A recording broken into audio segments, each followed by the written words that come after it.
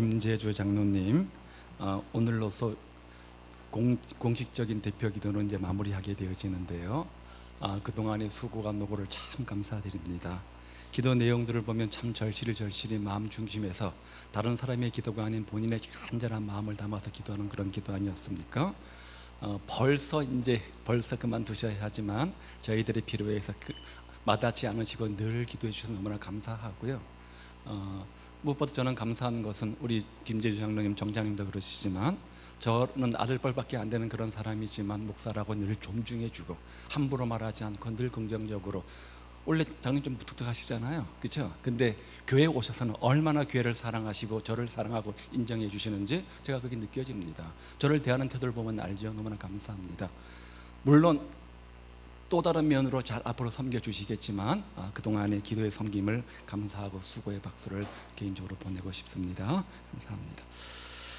잘 우리가 본받았으면 좋겠어요. 장로님 저렇게 하시는 거구나, 잘 본받으면 좋겠습니다. 후배들이.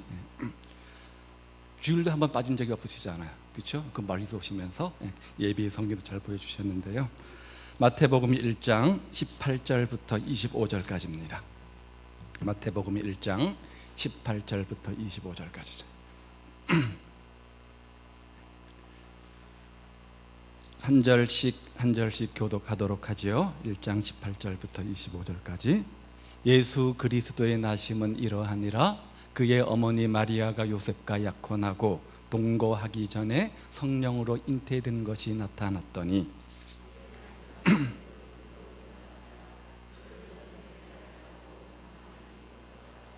이 일을 생각할 때에 주의 사자가 현몽하여 이르되 다윗의 자손 요셉아, 너 아내 마리아 데려오기를 무서워하지 말라. 그에게 잉태된 자는 성령으로 된 것이라.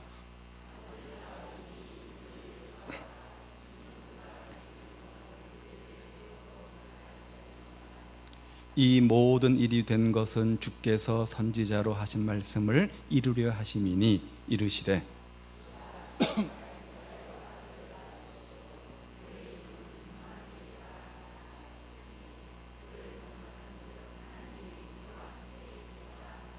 요셉이 잠에서 깨어 일어나 주의 사자의 분부대로 행하여 그의 아내를 데려왔으나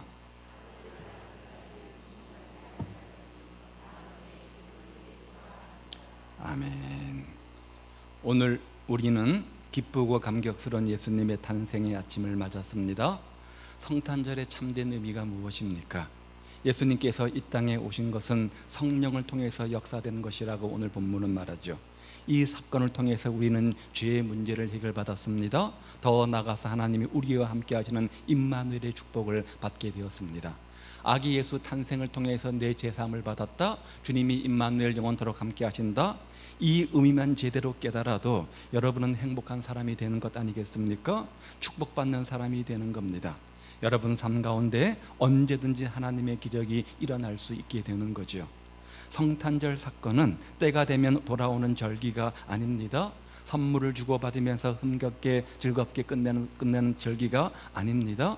성탄절은 하나님께서 성령을 통해서 이 땅에 오셔서 우리 죄를 용서해 주시고 구원과 은혜와 축복을 선포하신 날인 거죠. 이 사건이 여러분 개인의 삶에도 나타나기를 주님의 이름으로 축복을 드립니다.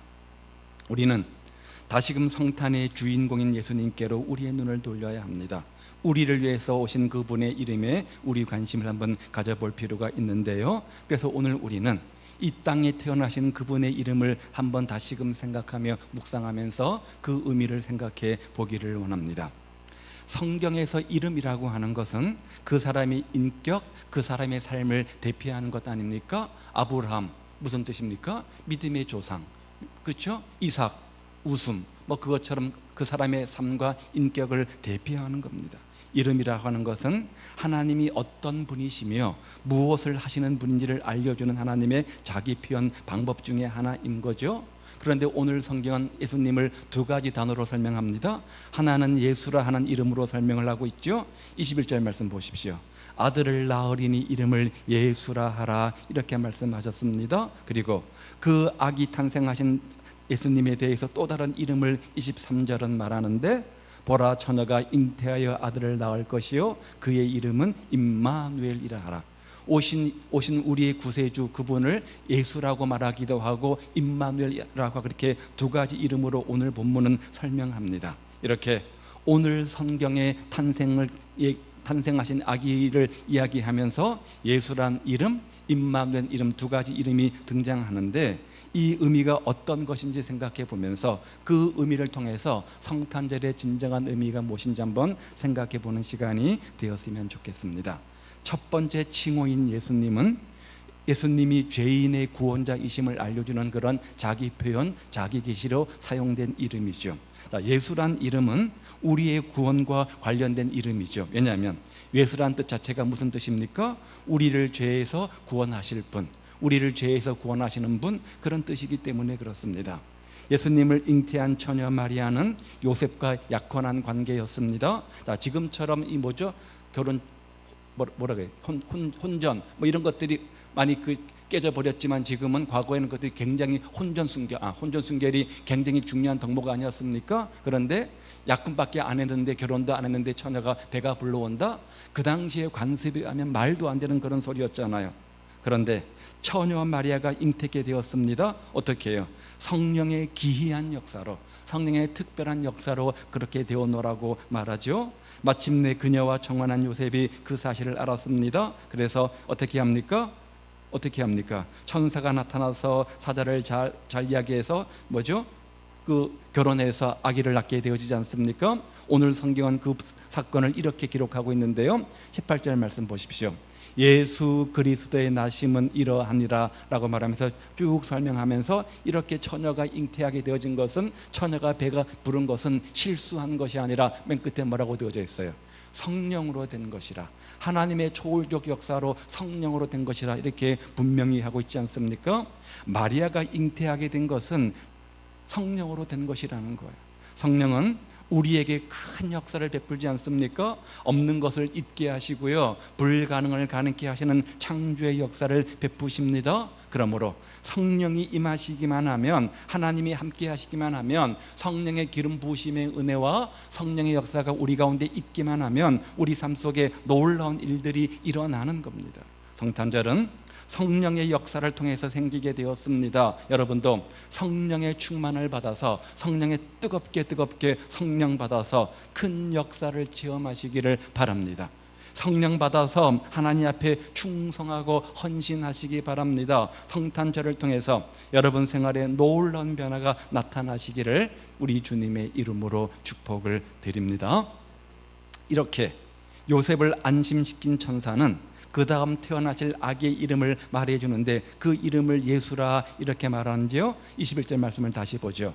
아들을 낳으리니 이름을 뭐라고요? 예수라 하라. 그리고 그 뜻이 무엇인지도 밝혀줬습니다. 이는, 그 뜻은 뭐라는 거예요? 그가 자기 백성을 그들의 죄에서 구원할 자이심이라. 예수는 우리말로 번역하면 무슨 뜻이 됩니까? 구원자, 구세주, 그런 뜻이 되는 거죠. 처녀 마리아에게서 태어난 아기 예수, 그분은 구원자요 구세주로 이 땅에 오셨다는 겁니다. 즉 우리를 죄와 사망에서 건지실 구세주로 오셨다는 거죠. 하나님께서는 태어날 아기 이름을 미리 지어주셨는데 그 이름이 구원자입니다. 아기의 이름을 예수라 하심으로 그 아기가 인류의 구원자요 인류의 구세주요 예언하신 참된 메시아임을 분명히 하신 겁니다. 그러므로 우리가 어려움을 처했을 때 누구를 부릅니까? 예수님, 주님 부르잖아요. 그렇게만 불러도 그 뜻이 뭐예요? 하나님 나를 구원해 주십시오, 그런 뜻이 되는 겁니다. 그러면 자연스럽게 그것이 기도가 되는 것 아니겠습니까? 그럴 때 예수님의 승리가 나의 승리가 되는 거고요, 예수님의 구원의 역사가 일어나게 되어지는 겁니다. 나를 구원하실 분이시니까. 또한 예수님은 그들의 자기 백성을 그들의 죄에서 구원할 자이심이라 이렇게 말합니다. 자, 우리 인간은 하나님 앞에 죄를 지어 다 죄인이 되었습니다. 아무리 선하게 착하게 도덕적으로 산다고 할지라도 주님 보실 때는 모두가 죄인입니다. 누가 이 죄악의 문제를 해결할 수 있겠습니까? 인류 역사상 이 문제를 해결하기 위해서 많은 노력을 해왔지만 그 문제를 해결한 방법은 없습니다. 왜냐하면 우리 힘으로 그 문제를 해결할 수 없기 때문에 그런 거죠. 사람으로는 어느 누구도 그 죄의 문제를 해결할 수가 없잖아요. 그러므로 예수님께서 어떻게 하셨어요? 우리 한 사람 한 사람의 제 모든 문제를 해결하시기 위해서 이 땅에 구세주로 오신 것 아닙니까? 요한복음 3장 17절 말씀을 보시죠. 하나님이 그 아들을 세상에 보내신 것은, 아들이 누구예요? 예수님이잖아요, 그렇죠? 세상을 심판하려 하심이 아니요 저로 말미암아 뭐라고요? 세상이 구원을 받게 하려 하심이라. 왜 예수님께서 이 땅에 오셨다고요? 세상을 심판하는 목적이 아니라 세상을 구원하는 것이 목적이라 이렇게 말합니다. 하나님의 목적은 심판도 있겠지만 구원이 먼저라는 거예요. 먼저 구원하신 다음에 안 믿는 사람을 심판하시겠다는 거죠. 부모가 자녀를 책망하는 이유가 뭡니까? 책망 자체에 목적이 있는 것 아니잖아요. 다 자녀 잘 되라고 하는 것 아닙니까? 아닙니까? 여러분은 아닙니까? 저는 그래요. 제가 제 자녀를 책망할 때는 미운 마음도 있고 여러 가지 감정도 있지만 그 중심에는 뭡니까? 사랑하는 마음이 크고요, 잘 되기를 바라는 마음이 크기 때문에 쓴소리도 하는 겁니다. 물론 받아주고 안 받아주고는 아이들의 문제이죠. 마찬가지로 하나님께서도 우리에게 구원과 은혜와 축복을 베풀어 주시기 위해서 예수님을 이 땅에 보내주셨다, 그 말입니다. 그래서 베드로전서 2장 24절 말씀에 보면 친히 나무에 달려 그 몸으로 우리 죄를 담당하셨는데, 십자가에 죽으셨다는 얘기죠. 이는 그 이유가 뭐라는 거예요? 우리로 죄에 대하여 죽고 의에 대하여 살게 하려 하심이라. 예수님께서 십자가에 죽으신 것은 우리 죄를 용서하시고 구원하시기 위함이라, 이 말 아닙니까? 또한 죽기 전에 채찍으로 맞으신 것은 우리로 하여금 건강하게 하기 위해서, 질병에서 나음을 얻게 하기 위해서라는 거죠. 그러므로 우리가 죄악의 문제를 해결하기 위해서 하나님께 용서를 구하면 하나님께서 용서와 함께 건강도 주시는 겁니다. 그래서 유명한 독일의 종교개혁자 마틴 루터는 이렇게 말했어요. 그리스도 없이는 아무도 하나님을 알지 못하고 용서와 은총을 받지 못하며 아버지께 오지 못한다. 우리는 예수님으로 말미암아 하나님 앞에 나아갈 수 있습니다. 내가 곧 길이요 진리요 생명이요. 다른 이름으로 하나님께 나갈 길을 열어주지 않으셨다고 성경은 말하죠. 예수님 때문에 우리는 하나님을 깨닫게 되었고 하나님 말씀 가운데서 승리하는 삶을 살게 된 겁니다. 멸망과 죽음과 죄악과 타락과 죽음 속에 있다고 할지라도 예수님께서 우리를 구원하시고 우리로 하여금 하나님 앞에 더 가까이 나아가게 하시는 분으로 오셨습니다. 하나님 말씀에 순종하고 충성함으로 축복의 길로 나아가게 하셨습니다. 이것을 위해서 이런 메시아 구원주로 이 땅에 주님께서 오셨다는 거죠. 따라서 우리는 먼저 죄의 문제를 해결해야 됩니다. 왜? 그것 때문에 오셨으니까. 불순종했던 것 여러분 기억납니까? 불충했던 것 기억납니까? 교만했던 마음들이 기억납니까? 제멋대로 살았던 것 기억납니까? 제대로 헌금도 안 하고 제대로 주일 성수도 못하고 제대로 11조 못한 것들이 기억납니까? 전도하지 못했던 것이 생각납니까? 말씀대로 살지 못했던 것, 하나님을 기쁘시게 하지 못했던 것, 하나님께 영광 돌리지 못했던 것들이 생각납니까? 먼저 그 문제를 해결하십시오. 우리의 구세주 되시는 주님께 우리의 모든 죄를 깨끗이 용서해 주는 그 주님 앞에 나가서 해결함 받으시기를 우리 주님의 이름으로 축복을 드립니다. 그런데 오늘날 수많은 사람들이 이 죄의 문제를 너무나 가볍게 여깁니다. 그래서 그대로 방치해 둡니다. 교만한 거죠. 불순종하는 거죠. 하나님 말씀대로 살지 않는 거죠. 죄와 질병과 저주를 지닌 채 나오기 때문에 하나님의 축복을 받지 못하는 겁니다. 그렇게 부르짖고 그렇게 기도하고 예배를 드림에도 불구하고 순종하지 않기 때문에 문제가 생기는 겁니다. 예수님께서 우리 모든 죄 문제를 다 해결해 주셨노라고 오늘 선포하십니다. 우리가 죄를 고백하고 회개한다면 우리 죄가 어떤 것이라고 할지라도 다 용서해 주시는 그런 구원자 하나님이십니다. 이는 우리 죄를 용서하시기 위해서 이 땅에 오셨기 때문입니다. 사람들이 수많은 죄를 짓는다고 할지라도 용서받지 못할 죄는 하나도 없습니다. 부모가 자식이 어떤 죄를 졌다고 할지라도 부모란 이유 때문에 다 품고 이해하는 것처럼 하나님은 우리 죄를 다 용서하십니다. 우리의 불순종도 우리의 교만도 우리의 불순충성도 다 이해하시고 용서하십니다. 그러므로 우리는 죄를 회개하고 용서받아야 합니다. 그러면 하나님께서 우리를 축복의 길로 인도해 주시는 겁니다. 사랑하는 여러분, 여러분에게 예수는 누구십니까? 여러분과 어떤 관계가 있는 이름입니까? 여러분을 구원하신 이름입니까? 오늘 탄생하신 예수님, 그 예수님이 바로 여러분 자신의 구세주이십니다. 하나님께서 그 이름을 예수라, 이는 구원자라고 말씀하셨기 때문이죠. 그분의 이름을 예수라 해서 이 사실을 명백히 우리에게 알려주십니다.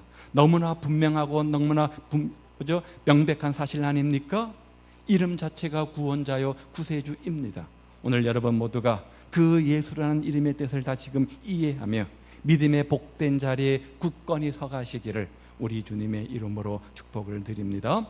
성탄절의 첫 번째 의미는 죄인된 우리를 구원하시기 위해서 아기 예수님께서 이 땅의 구세주로 오셨다는 거죠. 따라서 구원받은 우리에게는 축복의 날이고 감사의 날이지만 믿지 않는 자들에게는 심판주로 오셨기 때문에 심판의 날입니다. 좋다고 떠들고 놀고 웃을 게 아니잖아요. 심판주로 오셨는데. 두 번째 칭호 임마누엘이라는 단어가 나오는데 예수님이 함께 하시는 하나님임을 우리에게 알려주시는 거죠. 예수님의 탄생은 이미 탄생하기 700년 전에 구약 성경에 예언된 사건이었습니다. 자, 이사야서 7장 14절 말씀에 보면 그러므로 주께서 친히 징조로 너희에게 주실 것이라 보라 처녀가 잉태하여 아들을 낳을 것이여 그 이름을 임마누엘이라 하리라. 이 말씀이 오늘 마태복음 1장 23절에 기록되어져 있는데 여기 처음 나오는 것이 아니라 700년 전에 이사야 말씀이 이사야 선지자에 기록된 말씀을 다시 따와서 인용으로 지금 다시 재인용하고 있는 겁니다. 따라서 이 말의 원 저자는 이사야가 되는 겁니다. 이 글의 원 기록은 이사야서가 되는 겁니다. 처녀가 잉태하여 아들을 낳을 것이요 그 이름을 임마누엘이라 하라. 이미 700년 전에 예언됐던 것들을 그 예언 따라서 신약시대 그것이 성취가 되어지고 이루어진 것이죠. 자, 임마누엘이라고 하는데 무슨 뜻입니까? 하나님이 우리와 함께 하신다. 하나님이 우리와 함께 하신다. 그런 뜻이잖아요. 오늘 마태는 예수님의 탄생을 예언의 성취라고 말하면서 23절에 다시 이렇게 말하죠. 보라 처녀가 잉태하여 아들을 낳을 것이요 그의 이름은 임마누엘이라 하리라 하셨으니 이를 번역한즉 하나님이 우리와 함께 계시다 함이라. 살다 보면 높은 정상에 올라갈 때도 있고 깊은 골짜기로 내려갈 때도 있습니다. 항상 최정상만 찍고 살아가는 것은 아닙니다. 인생의 비바람과 폭풍우가 있으면 쨍하고 해 뜨는 날도 있겠지요. 그런데 골짜기에 있을 때는 죽음에 대한 공포 때문에 절망에 대한 공포 때문에 이러다 내가 죽는 것 아닌가, 삶의 의미가 없다, 삶의 목적이 없다, 왜 살아야 되는가, 그런 깊은 절망감에 우리가 빠지기도 합니다. 열심히 노력하며 수고하며 최선을 다해서 여러분 살아오셨을 것이고요. 저는 그렇게 목회를 했습니다. 그럼에도 불구하고 누구 하나 알아주지 않고 인정해주지 않고 존중해주지 않는다, 또 결과가 그만큼 기대가 없다 라고 한다면 여러분 절망하지 않습니까? 실망하지 않습니까? 그런 마음들을 우리가 갖습니다. 그런데 주님이 함께 하시면 그 절망의 순간에도 우리가 희망을 갖게 되어지고 그 낭망의 순간에도 우리가 소망을 갖게 되어지고 새 힘을 얻게 되어지고 두렵지 않게 되어진다는 거죠. 그래서 사자굴에 들어가도 하나님이 함께 하시면 절대 해를 당하지 않습니다. 풀무불에 들어가도 하나님이 함께 하시면 하나도 상하지 않습니다. 애굽으로 끌려가도 하나님이 함께 하시니까 총리가 되지 않습니까? 저 아무것도 없는 광야에 있다고 할지라도 하나님이 함께 하시니까 반석에서 샘물이 나고요, 하늘에서 만나가 떨어지지 않습니까? 그러므로 문제는 하나님께서 우리와 함께 하시냐라고 하는 문제 아니겠습니까? 오늘 내가 내 인생의 여정을 걸어갈 때 광야라고 할지라도 비바람이라고 할지라도 폭풍우라고 할지라도 한 사람도 내 주변에 없이 나 혼자 외로이 걸어가는 인생들처럼 느껴진다고 할지라도 그 인생길에 누가 임마누엘 하나님이 함께 하신다고 한다면 우리에게는 희망이 있는 겁니다. 우리에게는 소망이 있는 겁니다. 새로운 미래가 있는 겁니다. 여러분의 사업장이 어려움에 처했다고 할지라도 하나님이 함께 하시면 저는 믿어요. 마침내 반드시 축복이 있다고 믿습니다. 그러나 아무리 잘 되는 사업장이라고 할지라도 하나님의 축복이 손길이 떠나면 망할 수밖에 없습니다. 따라서 교만할 것 하나도 없습니다. 늘 겸손해야 됩니다. 하나님께서 함께 하시면 사랑과 은혜와 축복과 지혜와 총명을 허락해 주시는 겁니다. 머리가 되게 해주시고요, 목의 근원 되게 해주시고 만사 형통하게 만들어 주시는 겁니다. 하나님이 함께 하심으로 요셉의 형통함을 보았더라. 하나님이 함께 하심으로 요셉의 형통함을 보았더라. 성경은 이렇게 말하잖아요. 마태복음 28장 20절. 더 그레이트 커미션, 마지막 지상명령이 뭡니까? 내가 너희에게 분부한 모든 것을 가르쳐 지키게 하라. 볼지어다 내가 세상 끝날까지 너희와 항상 함께 있으리라. 이 약속의 말씀 아닙니까? 언제까지 우리와 함께 하신다고요? 올해만? 내년까지만? 20년까지만? 세상 끝날까지 우리 인생이 이 땅에서 다하는 건 아니, 천국에서도 주님이 우리와 함께 하신다, 이렇게 말씀하고 있습니다. 아무리 자식을 사랑하는 부모도 세월이 흐르면 먼저 세상을 떠날 수밖에 없습니다. 자식을 이 험한 세상에 놓고 혼자 떠날 수밖에 없는 겁니다. 세상의 모든 인간관계는 끝이 있습니다. 항상 좋은 것 같지만 아픔도 있습니다. 예수님은 그러나 세상 끝날까지 항상 우리와 함께 하실 뿐만 아니라 늘 우리 편이 되어서 항상 좋은 길로 선하게 인도해 주신다는 거예요. 변하지 않는다는 거예요. 하나님께서 함께 하시면 어떤 결과가 일어나는가? 성경은 이렇게 말해요. 형통한 역사가 있을 것이라고 말합니다. 담대해진다고 말합니다. 두려움이 떠난다고 말합니다. 존귀케 해주신다고 말씀합니다. 창대하게 된다. 뭐예요? 잘 된다는 것 아닙니까? 하나님께서 보호해 주시고요, 마침내 요한이시 승리하게 만들어 주신다, 이렇게 성경은 적어놓고 있습니다. 지금까지 여러분이 하나님께 축복받고 영광 돌리는 삶을 살았다고 한다면 하나님께서 함께 하셨기 때문입니다. 그 주님을 찬송하고 감사하며 경배하시기 바랍니다. 그러나 어려움이 있었고 고통과 고난이 있었고 실패와 좌절과 절망 가운데 살았다고 한다면 내 인생 속에 하나님이 함께 하셨는지 생각해 보십시오. 내 생각과 내 뜻과 내 고집과 내 방법을 먼저 앞세우는 삶을 살지 않았는가 한번 자문자답해 보시기를 바랍니다. 그리고 이 순간부터 새해에는 하나님 내 인생 속에 함께 하옵소서. 내 가정 속에 임마누엘 함께 하시고, 내 생업의 현장 속에 함께 하시고, 내 직장의 현장 속에 함께 하시고, 내 사역 속에 우리 교회 가운데 우리 가정 가운데 하나님 임마누엘 함께 하옵소서라고 기도하시기 바랍니다. 토마스 아 캠피스를 우리가 기억합니다. 그리스도를 본받아라는 유명한 책을 썼는데요, 그분은 이렇게 말했어요.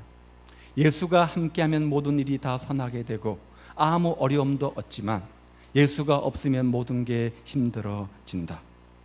예수님은 우리에게 평강을 허락하여 주시는 분입니다. 우리에게 형통을 허락하여 주시는 분입니다. 영국에 있는 한 출판사에서 상금을 내걸고 친구 어때요? 어떤 느낌이 들어요? 친구란 말을 들으니까 좋아요? 떠올라지는 이름이 있습니까? 친구 하니까 탁 생각되는 이름이 있습니까? 없어요? 불행한 인생입니다. 있어요? 행복한 인생입니다. 단 한 명이라도 있다면 그 사람은 성공한 인생입니다. 친구란 말의 정의를 독자들에게 공모한 적이 있습니다. 친구를 정의하는 수천 통의 응모 엽서가 왔는데 그 중에 몇 가지가 뽑힌 것: 기쁨은 곱해주고 고통은 나눠 갖는 사람, 또 우리의 침묵을 이해해주는 사람, 또 많은 동종의 옷을 입고 있는 사람, 뭐 이런 내용들이 뽑혔다고 합니다. 자, 그런데 1등은 이게 아니라 다른 겁니다. 온 세상이 다 내 곁을 떠났을 때 나와 함께하는 사람, 이것이 친구란 정의의 1등이었다고 해요. 세상에는 친구를 배신하며 이용하는 악한 사람들도 많이 있습니다. 그렇지 않습니까? 그렇다면 온 세상이 다 내 곁을 떠났을 때 정말 끝까지 나와 함께하는 진정한 친구가 몇 명이나 될까? 한번 스스로 자문자답해 보십시오. 남편이 진정한 친구가 될 수 있습니까? 아내도 부모도 자식도 언젠가는 다 떠나게 되어집니다. 우리의 진정한 친구는 누구밖에 없습니까? 세상 끝날까지 나와 함께 하겠다고 약속하시는, 나와 함께 하시기 위해서 이 땅에 오신 예수님밖에 없습니다. 현세와 내세의 영원한 친구요, 친구 중에 친구는 영원한 베스트 프렌드, 예수님 한 분밖에 없습니다. 사람 그 의지할 건 못 되더라고요. 사람은 변합니다. 저분만큼은 내 입장 속에서 나를 대변해 주겠지, 나를 이해해 주겠지, 그렇게 믿었던 사람이 어느 날 뒤통수 칩니다. 더 험한 말을 하고 더 험한 짓을 합니다. 믿었던 사람에게 당하는 배신감도 우리가 있잖아요. 믿었던 목사에게, 믿었던 성도에게 아픔을 당하는 경우도 많이 있습니다. 그런데 뭐라고요? 주님은 언제나 변하지 않고 언제나 임마누엘 함께 하시는 영원한 베스트 프렌드, 친구라 이렇게 말씀합니다.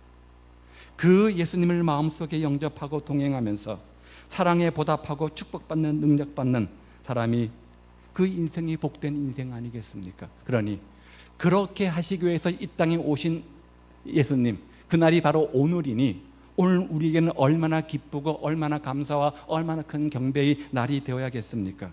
그 주님이 우리와 임마누엘 함께 하신다고 한다면, 아니 모든 것을 가지신 그 주님께서 우리와 함께 하신다고 한다면, 세상에 좀 돈 있고 빽이 있고 권력 있는 사람이 내 편이라고 하면 얼마나 든든합니까? 누군가가 보디가드가 되어서 내 삶을 지켜준다고 한다면 얼마나 든든합니까? 하물며 그 보디가드가 그 함께 하시는 분이 임마누엘 하나님, 예수님이라고 한다면 얼마나 든든하겠습니까? 외로울 것 없죠. 낙심할 것 없죠. 세상 친구만 찾지 말고 세상 끝날까지 저와 여러분과 함께 하시는 예수님을 여러분 진정한 친구로 맞이하는 은혜가 있기를 우리 주님의 이름으로 축복을 드립니다. 자, 오늘 우리는 이 예수라는 이름 속에서 성탄절의 참된 의미를 생각해 보게 되어집니다. 예수님은 우리 죄를 사하시고 구원하셔서 영원 무궁토록 우리와 함께 하시기 위해서 이 땅에 오신 분, 그것을 기념하는 날이 바로 성탄절이 되는 겁니다. 따라서 우리에게 죄 사함 주신 예수님을 묵상해 보시기 바랍니다. 우리 모두는 죄인입니다. 성경은 모든 사람이 다 죄인이라 이렇게 말합니다. 많든지 적든지 다 하나님 앞에 죄인입니다. 그리고 그 죄로 인해서 우리는 죽을 수밖에 없는, 영적 죽음을 경험할 수밖에 없는 존재들입니다. 그런데 그런 우리를 예수님이 십자가에 사여 주셨습니다. 이거보다 더 큰 사랑, 더 큰 은혜, 더 큰 감사가 어디 있습니까? 죄의 사함을 주신 예수님의 은혜가 얼마나 큰 것인지 깊이 묵상해 보시기 바랍니다. 내가 구원받아 하나님의 자녀가 된 것을 우리는 너무나 가볍게 생각합니다. 너무나 당연시 여깁니다. 얼마나 큰 은혜인지 모르는데, 얼마나 큰 가치 있는 건지 모르는데 너무나 가볍게 생각하는 경향이 있습니다. 두 번째는 우리와 영원토록 함께 하시는 예수님을 묵상해 보시기를 바랍니다.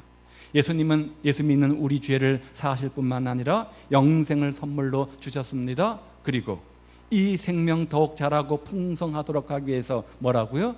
임마누엘 함께 하시는 분입니다. 언제까지요? 세상 끝날까지 내가 너와 함께 있으리라. 그 하나님이 우리와 함께 하셔서 우리의 삶을 주관해 주시고 보호해 주시고 역사해 주실 겁니다. 그러므로 우리는 성탄절을 맞이해서 이 사실을 기억해야 됩니다. 죄 사함 주신 예수님을 경배하고 탄생을 축하하고 감사하는 여러분 되시기 바라고, 임마누엘 하나님, 늘 우리와 함께 하시는 주님을 찬양하고 경배하고, 그리고 그 사랑으로 이웃들을 사랑하고 구제하고 기쁨을 함께 나누는 뜻깊은 성탄절 다 되시기를 우리 주님의 이름으로 축복을 드립니다. 기도하겠습니다.